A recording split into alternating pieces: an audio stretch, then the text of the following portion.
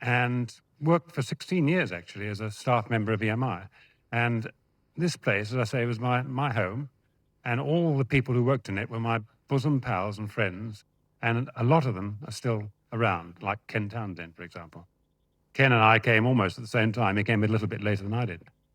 So that when the Beatles came along in 1962, I had been recording for quite some time, and I was running the Parlophone label. And I'd made a kind of name for myself by doing comedy records. And in a way, I suppose that had something to do with the fact that John and Paul and George and Ringo and I got on very well together, because when they first came into the studio, of course, they had worked with Bert Camford in Germany, and they worked with Tony Sheridan and so on, but they'd never actually made a record before in their own right. And I guess I was a little bit famous then, because they knew I'd made all the Peter Sellers records and the Goons and Flanders and Swan and all Dudley Moores and so on.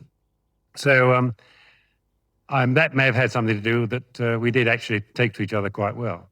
I thought they were terrific. I didn't think they could write music, but I thought they were terrific.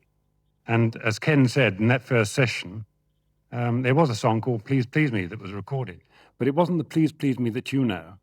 It was a very, very slow and somewhat dreary Roy Orbison type song. And I said, that needs a real kick up the pants if it's going to mean anything. And we left it, and we concentrated on Love Me Do, which became the first issue. And I didn't expect Love Me Do to do anything. It did get to number 17.